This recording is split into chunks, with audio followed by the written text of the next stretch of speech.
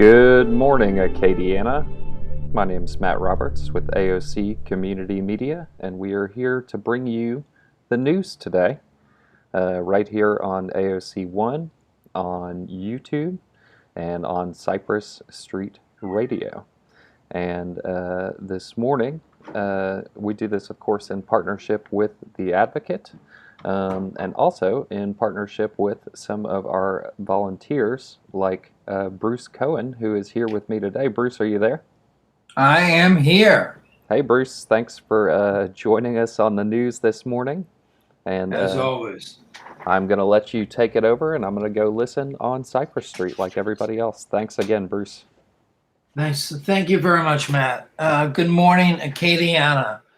This is Bruce Cohen, and this week, just Matt and I were talking about this just a few minutes ago. This looks like, for me, anyways, this has been we're going into the 5th week of quarantine and stay at home as far as our state goes. So I hope everybody is hanging in there, doing the best I can. I'm going to try to read a few stories today about hope. And I just want to tell you that next week on the 29th, which is a Wednesday, the Festival of Words, which is this huge literary festival that we hold up in Grand Coteau every November, we will be holding our first annual, or first ever, virtual open mic. If you go to festivalwords.org, up in the upper left-hand corner, you'll see a link to the virtual open mic. Click on that. And if you want to, we'll give you a 5-minute slot.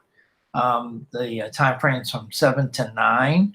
That'll be Wednesday, the 29th. And the event is being called Pieces of Hope. And we hope that everybody's words, poems, spoken word, whatever, celebrate or talk about the hope that we need to keep in our hearts through this difficult time. So let's get to the news after my rambling. Death statistics subject to second guessing. First story out of the gate by Jeff Adelson and Gordon Russell. Throughout the coronavirus pandemic, deaths have been statistics that have seen the most immutable. Other numbers, particularly infection rates, are subject to a variety of factors. Lag in results being reported limits the availability of testing, and the question of whether symptoms ever get bad enough to prompt a test at all. All these caveats mean that 23,928 cases identified in the state as of Sunday represent an undercount, possibly a dramatically lower figure than the true infection rate. By contrast, the death toll has been viewed as a reliable statistic, though it also tends to lag reality. Most experts see it more as a solid and final figure to measure the virus's toll. But death, too, has its caveats, and officials and experts are now looking at whether there could be deaths attributable to the coronavirus that so far have not been counted. This week, Louisiana is expected to begin releasing statistics on the number of people whose deaths are suspected to stem from COVID-19.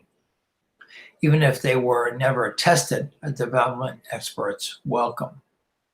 I do think it's important to capture what will ultimately be recorded as the true impact of the pandemic and human costs, said Susan Hasek, an epidemiologist at Tulane University. Having as much clarity as we can is very valuable, even if it's not a definitive diagnosis.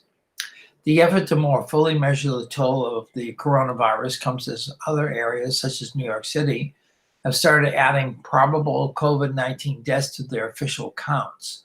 While state officials say the number of suspected deaths will not change, Louisiana's count of 1,296 counts dramatically, at least not immediately. Experts say it's important to get as concrete and understanding as possible.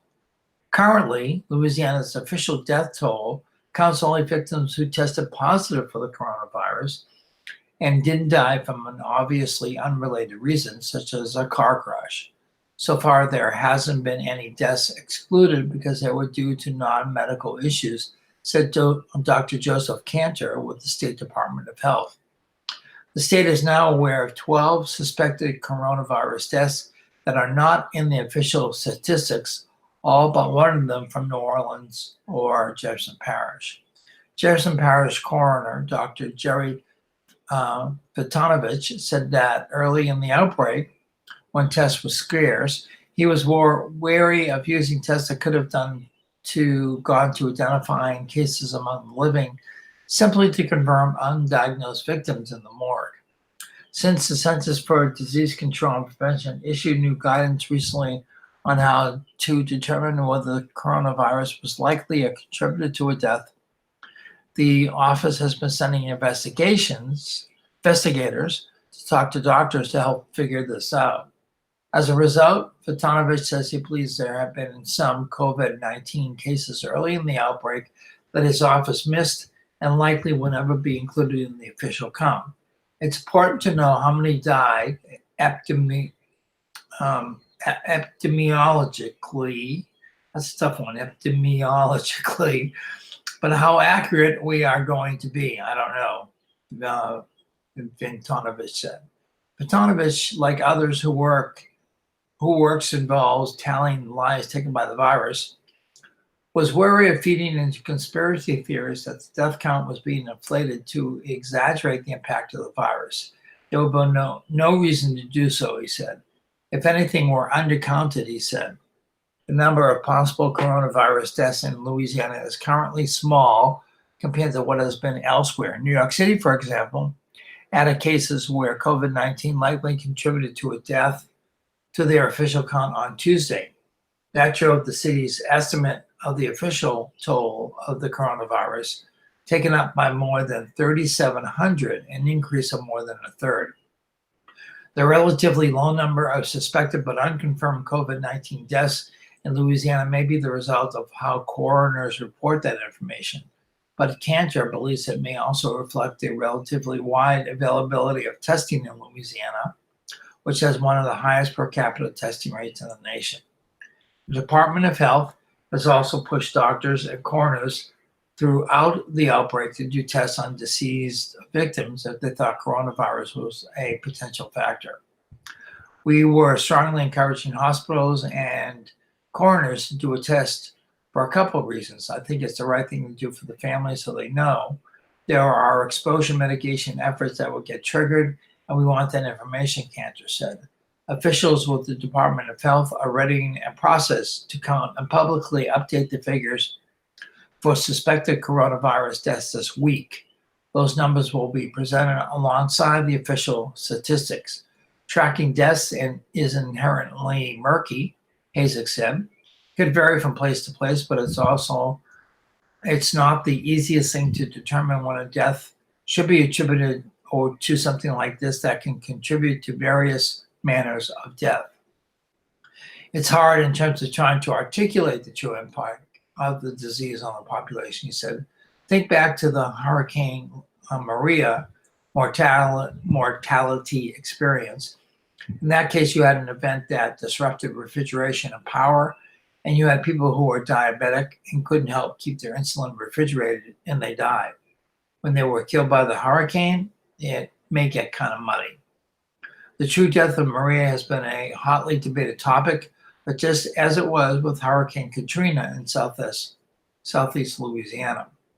More than 1,000 people drowned in Katrina, but hundreds, perhaps thousands of others died from stressors came in the storm's wake. Jeffrey Shaman, an expert on infectious diseases and director of the Climate and Health Program at Columbine University's Mailman School of Public Health, noted that trying to accurately count the data is important both for the historical record and also to help prepare for impacts in places with substandard medical care. We need a good record of deaths to provide good quantification of the infection fatality rate and to know what that means for mortality on a global scale, including in places where they lack the means to keep track of the effects of the disease altogether, like the Central African Republic shaman said. Without a full record of its effects, the history of this outbreak will just be distorted. Moving on, local news, no virus deaths reported in Acadiana on Sunday. Staff report. The Louisiana Department of Health reported 348 new confirmed cases of the coronavirus and an update on noon Sunday, about a 1.5% increase since Saturday. There were 23,928 known cases of the coronavirus in Louisiana as of Sunday, with 1,110 of those in the Acadiana area. The Department of Health reported 20 more deaths in the same time frame, about a 2.3 increase over Saturday. A total of 1,296 people have now lost their lives to COVID-19 in the state, including 65 in the Acadiana region. Of the state's new cases, 17 were reported in the Acadiana area as defined by the Department of Health's Region 4, which includes Acadia, Evangeline, Iberia, Lafayette, St. Landry, St. Martin, and Vermilion parishes. That's roughly a 1.6 increase over Saturday's numbers. No additional deaths were reported in those 7 parishes. Lafayette Parish continues to have more known COVID-19 cases than any other parish in the Acadiana area, with a total of 419 reported as of Sunday. St. Landry Parish has the most COVID-19 related deaths in the area, with a total of 20 reported as of Sunday. Whether the new data reflects continued slowing of death toll from the COVID-19 remains unclear, in part because the reported number of cases and deaths had dropped every Sunday during the pandemic, but often ticks back up the following days. That suggests those dips may be more of an indicator of weekend slowdowns at labs or breaks from public health officials than a direct reflection of the coronavirus's daily toll. Across Louisiana, 1,748 patients are currently hospitalized as a result of COVID-19, including 349 people on ventilators. The latest figures continue the trend of a declining number of hospitalized patients for the 6th consecutive day. The number of patients on ventilators, which has also seen a daily decline over the past 5 days, rose by 2. But despite the small uptick, there are now 121 fewer people with COVID-19 on ventilators and 319 fewer total people hospitalized than a week prior on April 11th. So we're looking at the light at the end of the tunnel. Still a little dim, folks, so hang in there, but we're getting there. All right, let's go to our first PSA for the morning. AOC teams up with United Way of Acadiana for Learn United. United Way of Acadiana has teamed up with AOC and other local groups for Learn United, bringing the total digital gap to provide educational resources for households that don't have internet but do have a television. We're looking for teachers and others who can offer something of educational value to send in content to air that will enrich the lives of children staying home all day. To submit content for Learn United, visit www.unitedwayofacadiana.org/learn-united. And Matt can confirm this with me at some point, maybe at the end of the broadcast. If you can go to the aocinc.org, maybe you can also find an information in regards to Learn United, since we are partnering up. AOC is a partner with this event. Okay, cancer blood drives. Coronavirus fears severely impact blood supplies. FEMA CDC identified blood donation as essential function.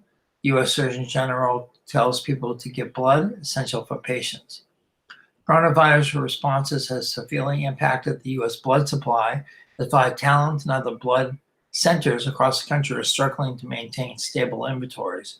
With school closures and workers at home, 25% of Vitalent's blood collections anticipated in March have disappeared almost overnight, and the number continues to grow. Through the end of June, Vitalent, the nation's second largest blood collector, has had over 1,400 blood drives canceled, resulting in nearly 41,000 uncollected blood donations. Vitalent strongly recommends that healthy donors schedule an appointment for a donation over the next coming days and weeks, instead of donating without an appointment right now. To help us better serve donors, please call 877-25-VITAL. That's 877-258-4825, or visit vitalant.org, vitalant.org. Vitalent has nearly 125 donation centers around the country. Donors can also give blood and mobile blood drives, which must continue to be organized. Blood donors and mobile blood drives will be needed in the coming weeks and months to ensure a stable blood supply for hospitals. Locally, the Lafayette Vitalent Blood Donation Center is located at 1503 Bertrand Drive. And going back to the news. In a survey, virus having alarming impact on artists by Megan Wyatt. Like many Louisiana artists, Teresa Wazalowski isn't sure how she's going to pay the bill in the weeks ahead because of the coronavirus-related closures and cancellations.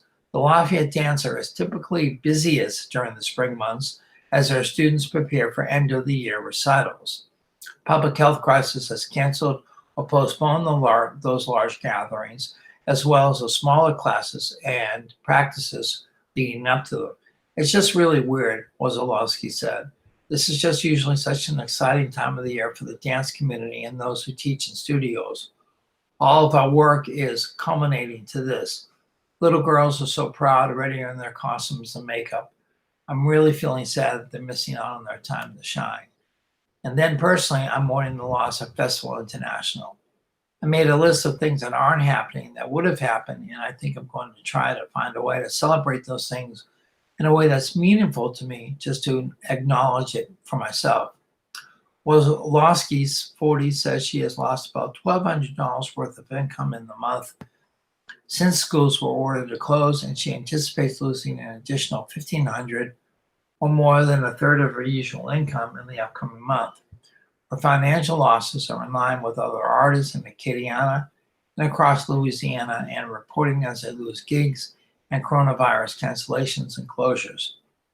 A recent statewide survey of about 700 artists paints an alarming picture of the financial impact public health crisis is having on Louisiana artists, many of whom are independent contractors that rely heavily on individual gigs, pay for food, shelter, and other living expenses. About 73% of the individual artists who responded said they have lost more than $1,000 worth of dollars of income, with more than 10% reporting losses greater than $10,000 during the first month of the coronavirus shutdown. According to the Louisiana Office of Cultural Development's ongoing COVID-19 Louisiana Art Field Survey, one artist reported a loss of more than $30,000 from the cancellation of the New Orleans Jazz and Heritage Festival alone. Artists are additionally concerned that the cancellation of events and exhibits will result in a loss of traction in their market, potentially hurting their chances of garnering viewership and potential clients, resulting in a loss of future business and sales, an analysis of the survey responses said. Survey's analysis recommends prioritizing financial assistance for artists to avoid irreparable effects on Louisiana's cultural economy, which depends on the artists represented in the survey. More than 30% of respondents struggle with food insecurity, and more than 25% struggle with housing insecurity. This trouble information in the statewide survey's analysis, said Sam Oliver, Executive Director of the Acadiana Center for the Arts, or the ACA. Vast majority of people are significantly impacted. They're self-employed, and their livelihood is impacted in a way that not everyone else's is. Most people in the arts and cultural community live in poverty or just above in the first place, and this is pushing them over the line. There are more artists from the Lafayette area represented in the survey than any other region of the state. Wazalowski is one of those respondents. She primarily earns a living by teaching dance classes as an independent contractor. She teaches about 26 classes per week to students in Lafayette Parish Public Schools and dance studios in Broussard, Youngsville, and New Iberia. Her federal stimulus check is helping to make ends meet for now. She was also able to earn a fraction of her usual income through teaching online classes to students during the shutdown. Wazalowski says she's been trying to file for unemployment through the state, but has been running into problems. The Acadiana Center for the Arts has been experimenting with virtual versions of events to give local artists more exposure. The nonprofit also recently launched the Creative Relief Fund, which is providing 300 stipends for affected artists. We're doing everything we can to create some financial support for them, even if it's just in the form of the small checks to help people to pay for the groceries, Oliver said. Wazalowski applied for the stipend, and although she's facing an uncertain financial future, Wazalowski said she has appreciated having time at home to work on a personal project. Her dance project focuses on overcoming trauma through movement. She's performed one piece of the project earlier this year at the ACA. The week before the pandemic shutdown, I was feeling so discouraged because I didn't know where I'd have time to work on this, Wazalowski said. I love working with kids, but this was a promise I'd made to myself for my own personal healing from trauma through dance. After working on the project for about 2 years, Wazalowski is just weeks away from completion, largely due to her newfound free time. Wazalowski says she's not ready for things to return to normal because that will involve working tirelessly to make ends meet instead of focusing on the creative pursuits that are most important to her. She's hoping the coronavirus crisis might lead to bigger conversations about existing problems that were illuminated during the shutdown. I don't want things to go back to what my normal was, Wazalowski said. Times are going to be hard, but this is really an opportunity to look at what was working in our lives before, what wasn't working, and what changes we want to make to build a better life for ourselves. Okay, and now I'm going to read a couple of stories about artists and about people doing things financially and creatively to get through this pandemic crisis that we're in. This first story comes from The Current, which is an online-only news gathering of stories in Lafayette and throughout Acadiana. So this story comes from Nathan Stubbs. It's entitled Freetown's Freelancers Cope with Pandemic Porch Life. And the reason I'm reading from The Current is because they do have an office in the AOC building. So we do a lot of collaboration with them. It's late afternoon in Freetown. What time exactly isn't of much concern. And again, this story was written on was published on the 16th last week. The heat has broken and a welcome breeze picks up, carrying a bouquet of pollen and budding flora, magnolias, wisteria, and Confederate jasmine. A freight train sounds off from the nearby tracks. The neighborhood walkers are still just getting out. Still, it's oddly quiet. No school buses on route. No music drifting over from neighboring downtown. Swaying on her wooden front porch swing, Jolie Moe senses the early evening visitation hours. It's almost like a scheduled visitation now, Moe says, sipping tea from a mason jar. She turns to look down the street, expecting a couple of regular evening strollers to be by any minute, including one family, Emily East, who wants her rescued pet squirrel. They call me the neighborhood watch, Moe quips. In the neighborhood, populated with so many of Lafayette's musicians, artists, cooks, bartenders, and gig workers tied to the local cultural economy, routine life is upended. Calendar, which would normally be counting down to an April 22nd kick off the Festival International, that would have been this week, folks, and start to a busy festival season is on hold. Known for great drinks, countrified soul food, and a repertoire of rich stories and conversation, Mo's House has always been great for visitation. Social distancing has changed things these days. Mo isn't allowing anyone inside. Visitation consists of folks passing by and checking in while intending 6 feet of separation, but however distanced or truncated it may be, visitation is as important as ever. Mo is a natural host. Her warm personality is both calming and frenetic, an emulsion of motherly southern comfort and acerbic wit. Her active porch and busy front yard, where a homemade tire swing hangs from a sprawling oak and an old wash tub and floating plastic container, have been repurposed into small garden beds. Is a window into a hive of activity inside the lavender-colored house she lives in with her 3 daughters. She's been through apocalyptic times before. At age 16, Mo got a close-up view of the LA riots while living in Long Beach with her mother. I remember standing in the yard with our neighbors and you could see smoke plumes coming up all over the place, she recalls. For Hurricane Katrina, Mo was living in New Orleans, West Bank, and Algiers. Pregnant and with a 1-year-old baby in tow, she evacuated to Grand Coteau for the storm, but returned shortly afterwards. She had her wedding to replan. Mo was scheduled to be married the weekend of Katrina. She is now divorced. Anybody who went through Katrina lived in New Orleans or surrounding areas. You'll never forget what that felt like, she says. You'll never forget that fear and losing everything and not knowing. This is where I compare coronavirus to Katrina. And it was not knowing when you could go home. Now it's not knowing when you can leave home. Mo had been gearing up for a busy spring with her 2 businesses, both of which rely on independent contracting.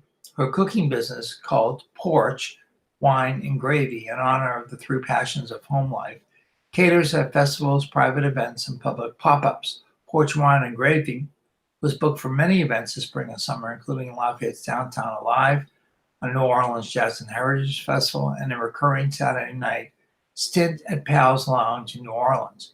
Mo recently invested $700 on new equipment for the business. Mo also works on commission as a real estate agent locally through the District South Real Estate Company. On March 13th, the spring season kickoff to Downtown Alive was canceled, the first in a wave of events to pull the plug in the wake of the mounting coronavirus concerns. Mo remembers feeding many neighborhood friends with a meatball stew, chicken and sausage gumbo, and potato salad she had prepared for DTA. Everyone took solace in wine on the porch. The next day, panic set in everywhere. Working freelance, you're always worrying about having a gig cancel, she says, photographer Lucius Fontenot. But to have them all cancel at once and be unable to book anywhere, he shakes his head nonplussed. Now it's no opportunity. Everyone has to stay away from each other. Fontenot, who watched his parents develop an independent studio photography business while growing up outside Mamou, has an entrepreneurial spirit that's helped him cultivate a variety of mixed media works for clients over the years, from portrait photography to promotional web content and film. He also helped found a local music recording company. All that is now in limbo. Fontenot is selling photo prints off his website, navigating government assistance options, and trying to develop new projects to make ends meet until normal business can resume. The scary part is that COVID seems to want us to set us back further than I think anybody thinks, said Joe Vidrine. Known as the freelance Cajun, Vidrine has lived in Freetown 10 years and forged a career as a freelance photographer, cook, and musician, a cultural brother of sorts, as he calls it. I figured out that I want to make it a living doing things that I'm passionate about, he says. While Vidrine has observed some musicians at festivals migrating online, he sees a full economy of live entertainment with all its supporting cast, from supporting bands and cooks to dancers and documentarians, as being near impossible to replicate in any other format.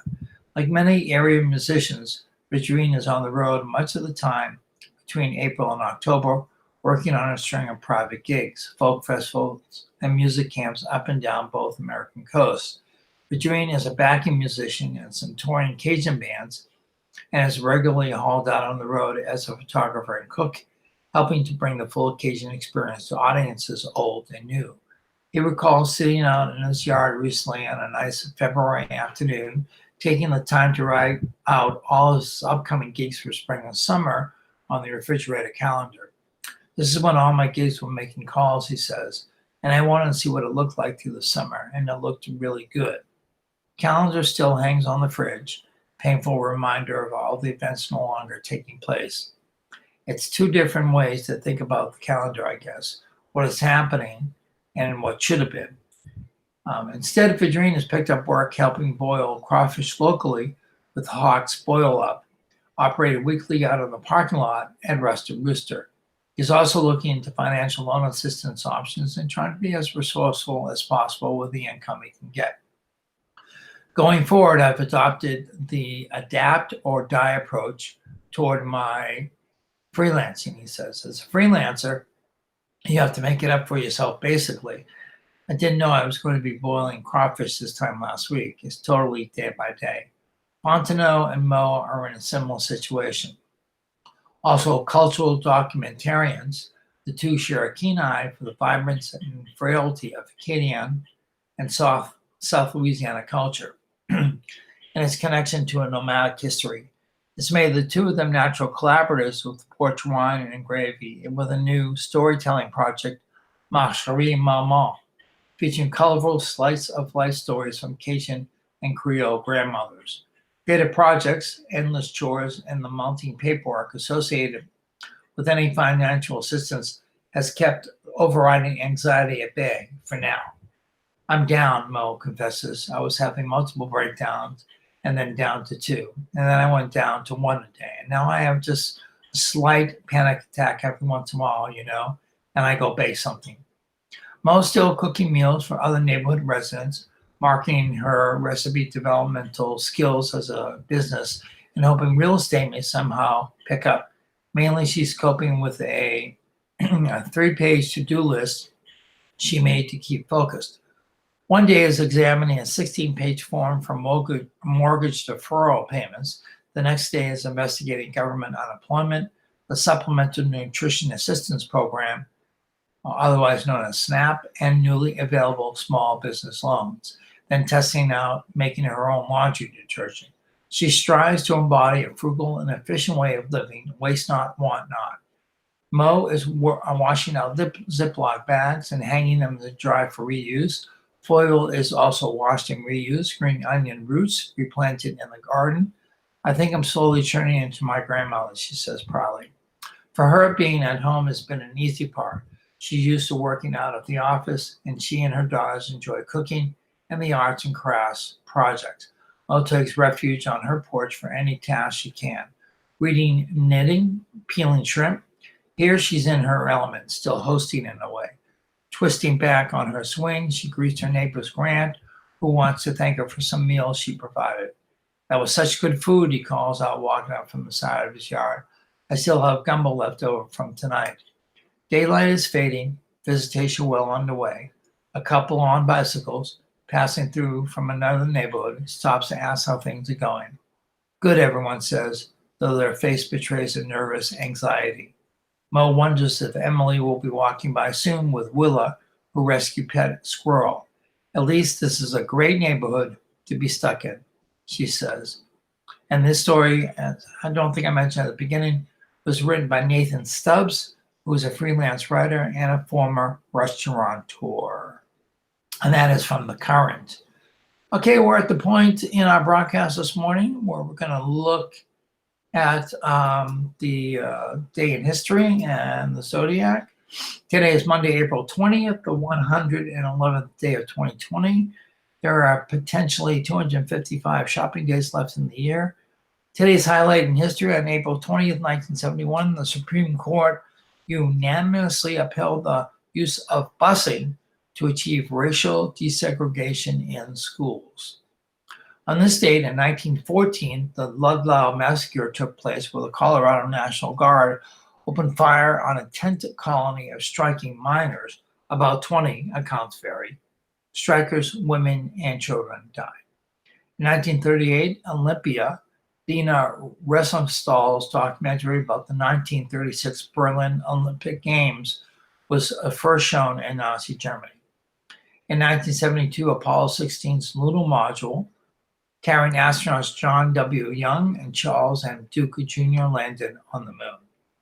In 1988, gunmen who had hijacked a Kuwait Airways jumbo jet were allowed safe passage out of Algeria under an agreement that freed the remaining 31 hostages and ended a 15-day siege in which 2 passengers were slain.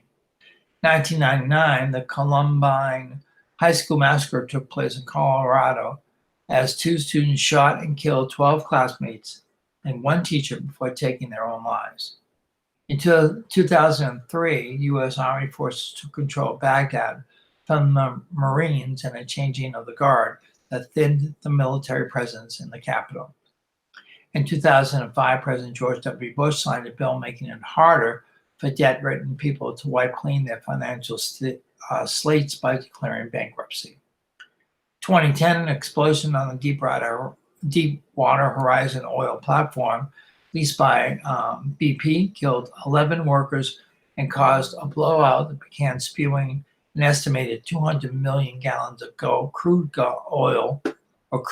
into the Gulf of Mexico. The well was finally capped nearly 3 months later. 10 years ago, airliners began taking to the skies of Europe after 5 days of being grounded by drifting volcanic ash. The U.S. Supreme Court struck down a federal ban on videos that show graphic violence against animals. Civil rights activist Dorothy Height died in Washington, D.C. at age 98. 5 years ago, the Post and Courier of Charleston, South Carolina, won the Pulitzer Prize for Public Service for an examination of the deadly toll of domestic violence, while the New York Times collected 3 awards and the Los Angeles Times 2. 1 year ago, SpaceX's new capsule for astronauts was destroyed in an explosion during a ground test at Cape Canaveral in Florida. The accident, later blamed on a leaky valve, marked a serious setback in the company's effort to launch NASA astronauts into orbit later in the year. Looking quickly at today's birthdays, actor Leslie Phillips, 96.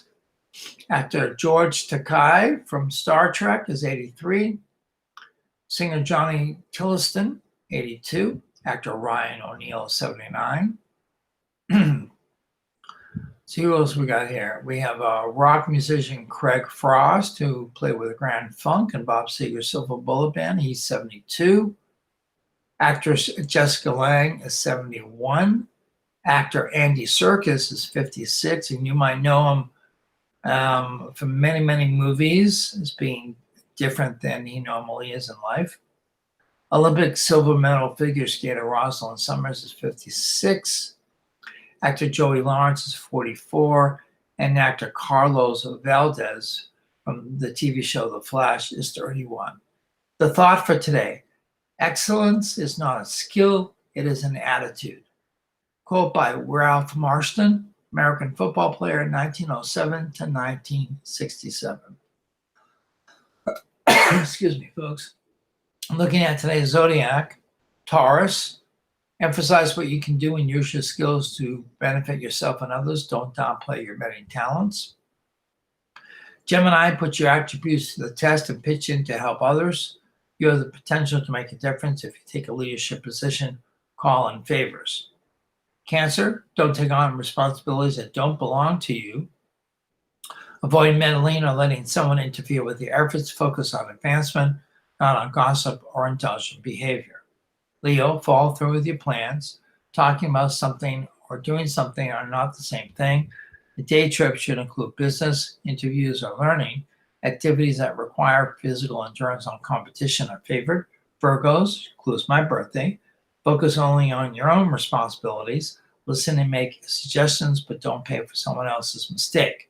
Protect your finances, possessions, and reputation. Libras, expect to have a problem with someone close to you. Watch what's unfolding. but don't make a move prematurely. Gather all the facts and consider your options. A creative endeavor will help ease stress. Scorpios, finish what you start. Sudden good fortune is heading in your direction. Let's hope it's the end of the coronavirus. Rely on your intuition to lead you to the right direction.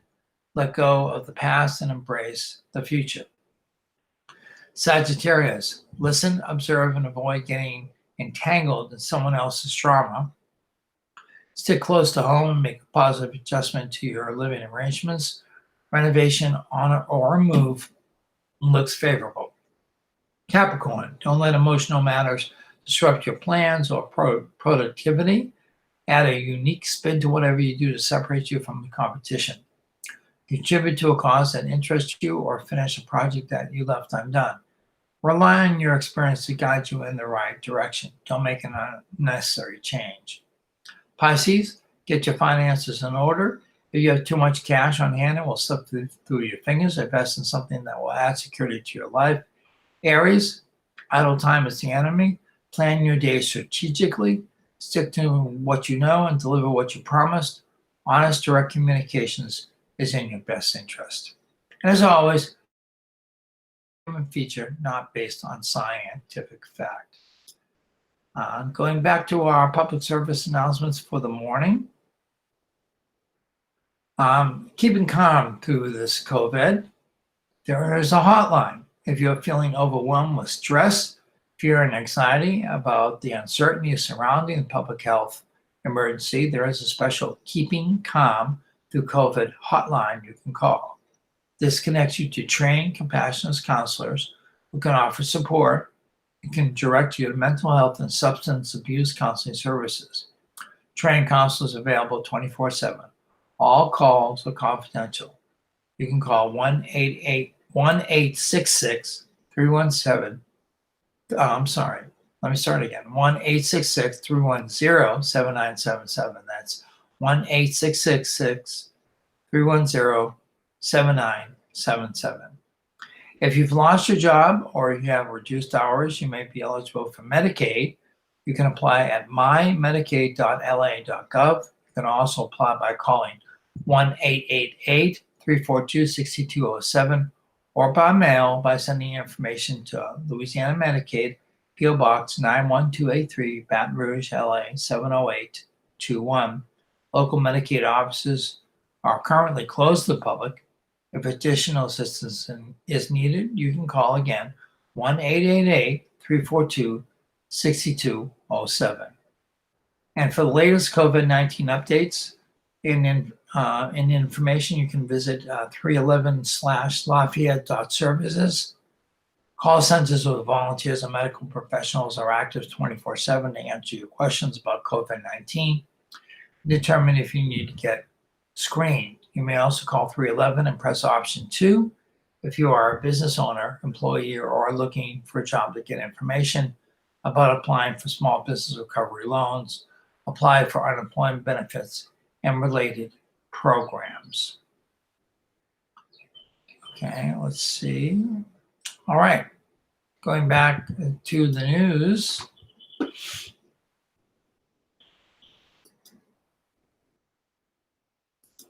We have a story called Coming Home to Roost. Residents flock to farm supply stores to start chicken coops by Katie Gagliano.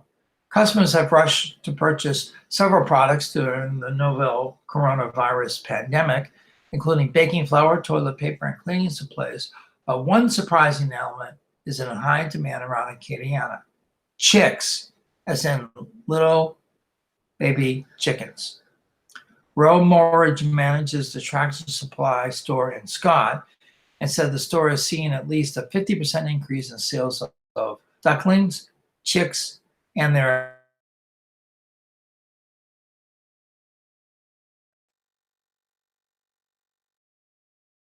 coronavirus pandemic, and adults and families searching for ways to get outdoors and funnel their energy into projects. Thursday morning, Tractor Supply received 300 chicks and ducklings, and Marl eliminated all the young animals will be sold within 4 days at the current rate of demand. That was last week we're talking about, last Thursday. He said even faster They sold even faster. In a phone interview on Wednesday, Morrow said all the chicks and ducklings sold out within 2 days. Morrow has managed the store for over a year and said this is the busiest he's seen their biannual Chick Days events since he joined the business. On Wednesday, he said Tractor Supply would likely extend the sales event into mid-May to match demand. The manager said families are looking for ways to engage outdoors and use their times at home constructively while facing limited out-of-home options for activity and entertainment. Raising chickens provides a food source while also offering a learning opportunity for kids and adults alike, he said. It's very soothing to some people to work outside. I know I like mowing my yard and my wife likes gardening. They're spending money to get safety back, to get a piece of sanity back and a piece of everyday normal back, he said, especially for the kids. They're out of school when they want to be in class and they don't entirely understand what's going on. Going outside to get sun and fresh air is beneficial. The Tractor Supply Company and Scott has also been a host, a boost in garden supply sales like mulch, soils, and plants. The sales are exciting, but Morrow and his staff are also concerned about their safety and the safety of customers, people flocking into the store. He said they're asking customers to be more serious about social distancing and to use their online ordering and pickup services when possible, limit contact. Morrow said his staff educates novice chicken buyers, especially children, about the importance of caring for the animals,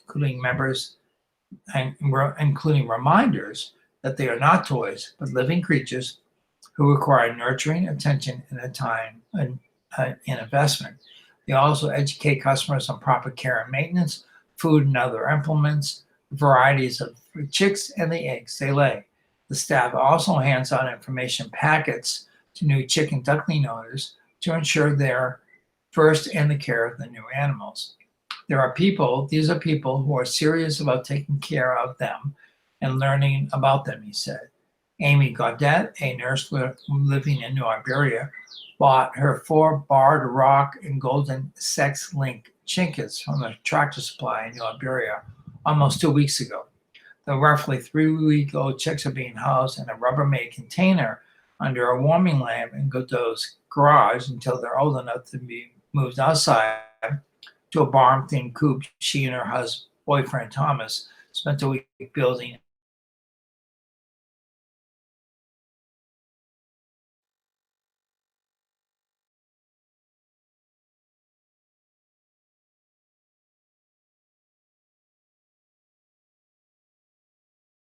in our backyard in Thibodeau kept her from establishing her own brood. After moving to a home with a large yard in New Iberia and experiencing a work slowdown at her cardiac outpatient facility due to the coronavirus pandemic, Godot said she realized it was time to act.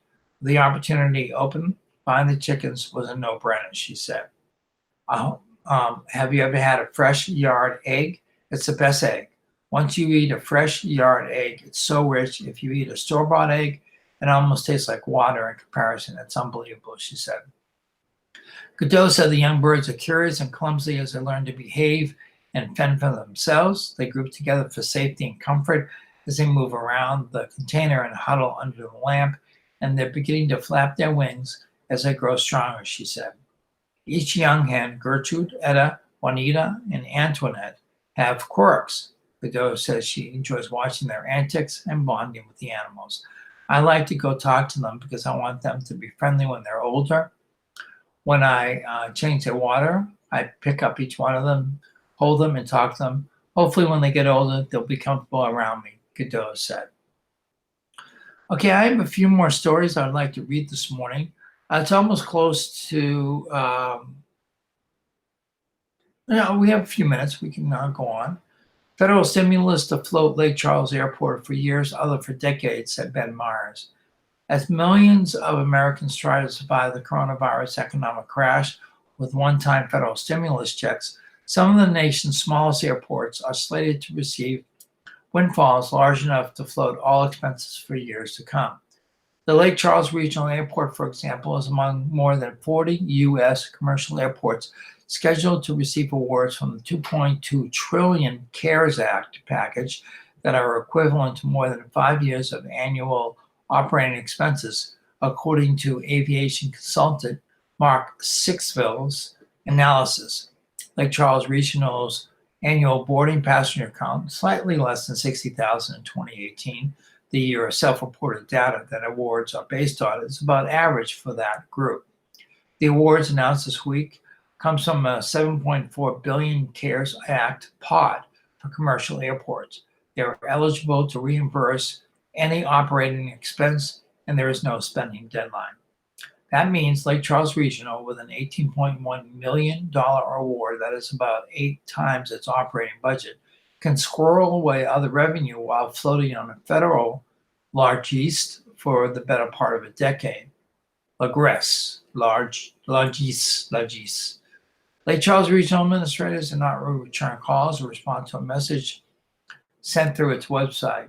While the Lake Charles Award seems generous, other airports are faring even better. 20 airports are receiving awards amounting to more than a decade of their operating budgets. In the most extreme example, a 7,000 passenger airport in North Dakota is covered for nearly half a century in today's dollars, thanks to an allocation formula that doesn't consider budget sizes. Several airport managers have said, "We don't need this money, we don't deserve this money, we can't figure out why we got this much money," said Sixel, who advises airports across the country. A publicly available Federal Aviation Administration, or FAA, slide presentation shows equal weight given to passenger counts and debt service, with debt service forced separately in 2 ways, as a ratio of reserve cash and percentage of all U.S. commercial airport debt. But the agency has explained how much each part of the formula is worth in dollars, making it impossible to verify individual award amounts. All of us have been given a lump sum, said Sandra McWayne, director of the Alexandria International Airport. I still haven't provided the specific math yet beyond the numbers. The formula appears to arbitrarily favor smaller airports like Lake Charles that have no debt. Since it's impossible to calculate the cash debt ratio when debt is zero, the FAA automatically assigned these airports a 4-to-1 ratio, which is the maximum allowed under the formula. This means an airport with $10 million in cash and zero debt receives the same amount under that part of the formula as a much larger one with $50 million cash and millions in debt. While that advantage for zero debt airports is traceable to the ratio cap, some airports with poor ratios are also making out well for reasons that 6L said are not understandable. An airport in rural Oregon with $362 in cash and $3.5 million in debt is getting $16.9 million in stimulus funds.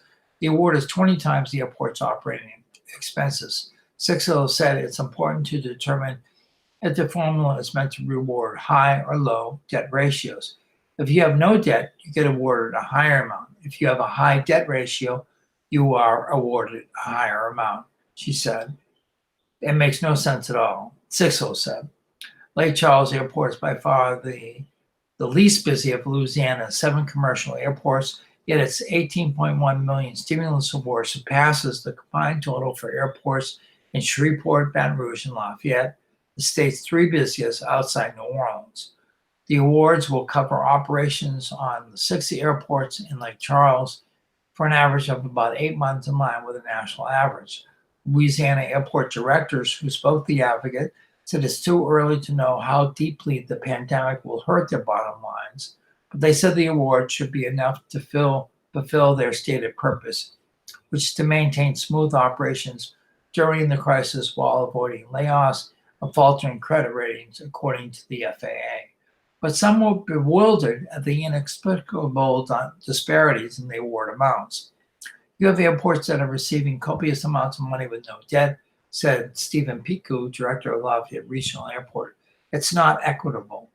Asked to provide the calculations that resulted in the Lake Charles Award, the FAA responded instead with a statement emphasizing the awards are not based solely on enplanements. Some airports will receive more money than others despite having fewer air enplanements. statement reads, comparing the final allocations among airports based solely on emplanements does not tell a complete or accurate story. The agency did not respond to additional requests for the Lake Charles award calculations. Small regional airports such as Lafayette, about an hour's drive from Lake Charles and Baton Rouge in either direction along Interstate 10, often compete for the same market share.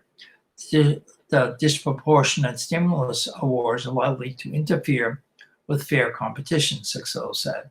Nothing would stop Lake Charles Airport from using its excessive award to blanket Southwest Louisiana and marketing, for example. It could also lure airlines away from competing airports by waiving fees or offering revenue guarantees. It's become a free airport for the airlines to operate in. That gives you a cost advantage over the airport down the road, 6.0 said.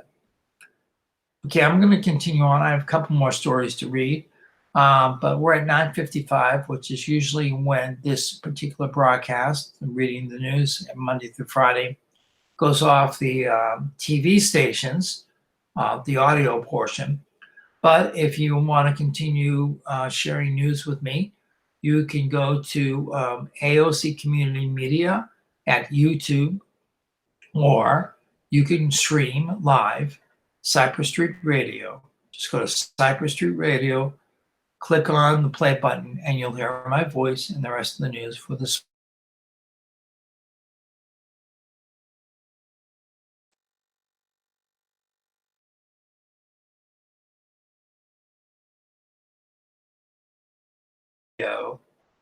Streaming live. The coronavirus nears peak in Louisiana. Worsening outbreaks in neighboring states poses challenge, by Brian Stoll and Jeff Adelson. With models and data both indicating that Louisiana has bent the curve of coronavirus infections, state leaders are increasingly talking about slowly lifting stay-at-home restrictions and reopening sectors of the economy in what's been a national hotspot of COVID-19. But while the daily pandemic in Louisiana may have peaked, infections in neighboring states are still rising. That, combined with the risk that just a couple of people affected with a highly contagious coronavirus could trigger explosive new outbreaks, poses potential hazards as state and local leaders contemplate the future. Texas, Mississippi, Arkansas, Florida, and Alabama all detected significant outbreaks of the novel coronavirus later than Louisiana, and officials in those states also took longer to react to the outbreaks. Restrictions in most neighboring states have also been more relaxed than the stay-at-home orders Mayor LaToya Cantrell and Governor John Bel Edwards imposed in mid-March. White House guidelines issued last week urged states to begin slowly reopening economies once key indicators of coronavirus infections, including the numbers of confirmed new cases, hospitalized patients, and deaths, fall for at least 14 straight days. Edwards said on Friday that although Louisiana is moving in the right direction, it hasn't yet met those guidelines and likely won't until at least May. Edwards also noted that the severity of the outbreak in Louisiana meant infections and deaths had further to fall. It's not a one-size-fits-all because not every state has similarly been impacted, Edwards said. Here in Louisiana, we've been hit harder than all but 2 other states. Dr. Susan Hasek, a Tulane University epidemiologist who specializes in infectious diseases, called the response to coronavirus in some neighboring states totally insufficient and said worsening outbreaks that could have implications in Louisiana. Even within Louisiana and within New Orleans metro area, Hasek said the coronavirus crisis has moved on different timelines.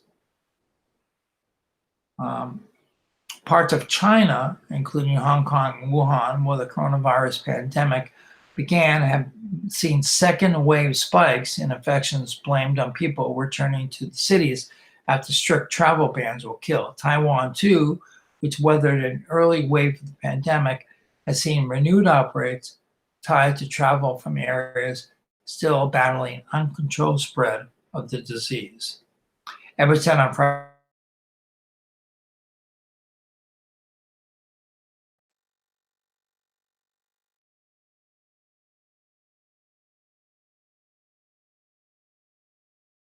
the economy. I'm not concerned about what the other states are going to do, Edwards said. I've got my plate full right here in Louisiana. Educators weigh the impact of shutdowns, effects of Hurricane Katrina, coronavirus on students compared by Charles Lussier. Home to periodic hurricanes and storms, most notably 2005's Hurricane Katrina, Louisiana has been forced before to close schools for extended periods, sometimes with big consequences for school children. The ongoing coronavirus outbreak could prove even more consequential. Schools are set to stay closed longer than in the aftermath of Katrina, and in those closures are occurring not just in the storm's path, but in every parish in the state. What is different is you can't escape education reform advocate Leslie Jacobs. You could leave a hurricane-damaged area and go somewhere where life is more or less normal. You can't leave this. This is a global pandemic.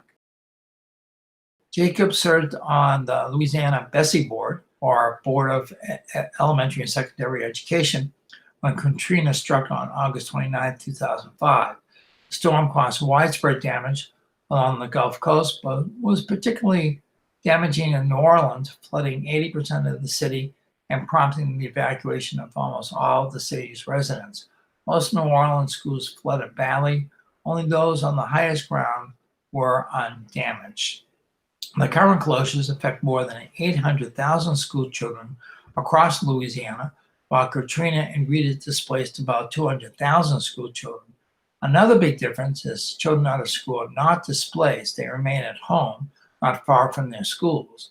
In 2005, school children evacuated far and wide. Many found homes in new schools and new places, often better schools and better places. Many never came back. Dartmouth University economics professor Bruce Scardido studies school children affected by hurricanes Katrina and Rita, comparing the standardized test scores in math and English before the storms with their scores in the years afterwards. In a paper published in January of 2012, Scardido found elementary-age students from New Orleans who moved permanently to Houston did particularly well. After feeling behind initially, those new Houstonians soon caught up, and by 2009, they were doing notably better than their peers who returned to schools in Louisiana. Many displaced students, though, found little post-storm stability. The Children's Health Fund and researchers at Columbine University found that a year after the storm, a quarter of displaced children were either not in school at all or missing an average of 10 days a month. Those families moved frequently in the months after Katrina, some as many as 9 times. A few years later, those same researchers found that more than a third of Katrina's displaced children were at least 1 year behind in school at their age.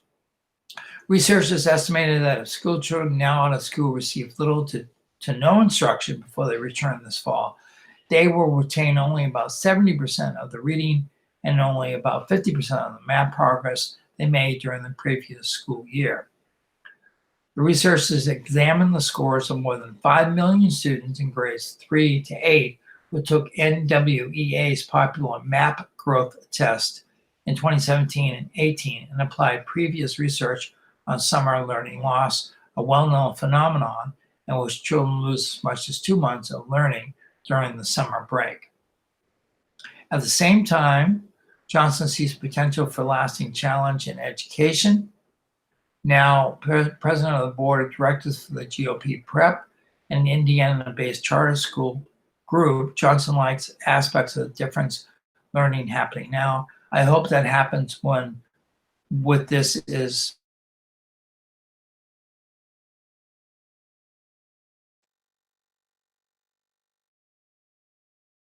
and those were quotes from, I believe I did mention his name, yes. Okay, moving on. Audit number of orphaned gas wells up by 50%. Let's move on to another related story. Navy medical staff deployed at Baton Rouge Hospital. Weeks after responding to New Orleans, the epicenter of Louisiana's coronavirus outbreak, Medical professionals with the U.S. Navy have moved in north to aid medical staff at Baton Rouge General Medical Center Mid-City with its fight against the virus. Lieutenant General Laura J. Richardson, who leads the U.S. Department of Defense's COVID-19 response in North America, announced Saturday that 74 sailors will be working at a pair of 30-bed units, as well as bolstering staff testing patients at the Mid-City Hospital's intensive care unit. Richardson joined Governor John Bell Edwards and East Baton Rouge Parish Mayor President Sharon Weston Broome for a news conference Sunday, announcing the Navy's deployment, which officials say will take a burden of the hospital staff so some can return to caring for patients with other medical problems. Baton Rouge General was caring for 114 coronavirus patients who required hospitalization and had discharged nearly 140 people between its Mid-City and Bluebonnet campuses as of Sunday morning. We don't normally think of our doctors and nurses and respiratory therapists and medics having to be on the front line, Richardson said. That's what's happening. Navy Commander David Volk, who serves as a medical director overseeing his team's deployment, said he's been surprised by a number of young and seemingly healthy people who ended up in his care while deployed in New Orleans, the state's hardest hit area. The governor has in past weeks hinted at allowing hospitals and clinics to resume regular procedures, but until a vaccine or specific treatment is created for COVID-19, hospitals will need the capacity to treat coronavirus patients, he said. Quite frankly, a lot of people out there are saying now is not a good time to go to the hospital to seek treatment, Edwards said. It can only continue for so long. Edwards announced 29 additional statewide deaths Sunday, bringing the toll of the virus to nearly 1,296, with nearly 24,000 reported cases. Followed a week that saw some of the grimmest fatality figures push Louisiana past 1,000 COVID-19 deaths. We're trending in a good direction, Edwards said. We're in a much better place here today. And staff writer David J. Mitchell contributed to that report. And let's see.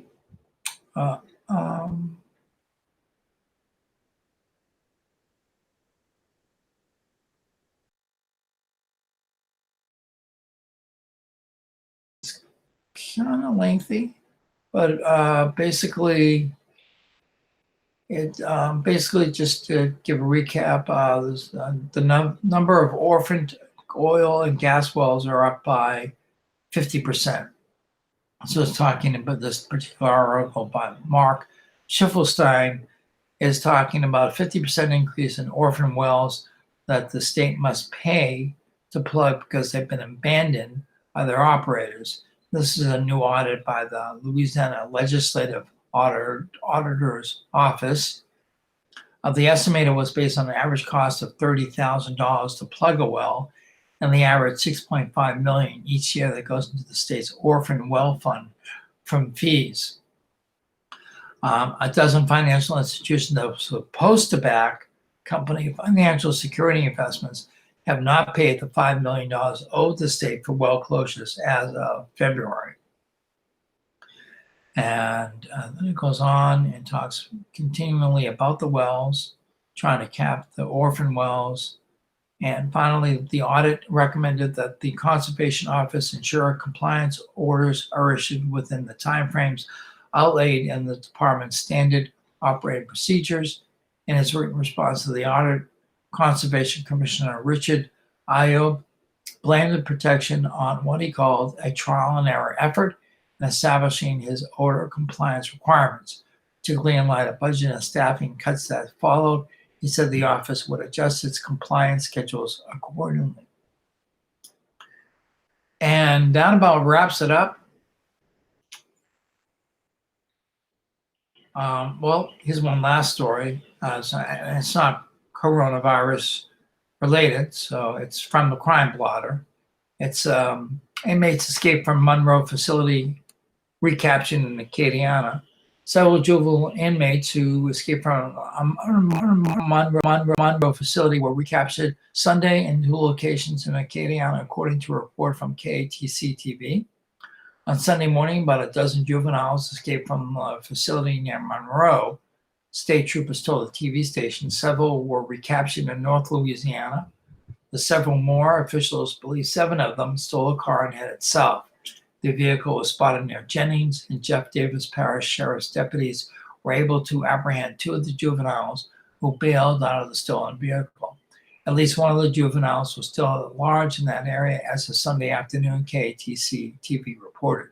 The remaining juveniles were spotted still in a stolen car near Kaplan. Police in several jurisdictions followed them, and they were apprehended near St. Mary Parish. 2 of the juveniles were originally from New Orleans. It is believed that the last 2 kids in the car were trying to get home. They've both been arrested. No injuries were reported, and no crashes occurred in the stolen car. And I just want to wrap it up with DTA doing their home sessions.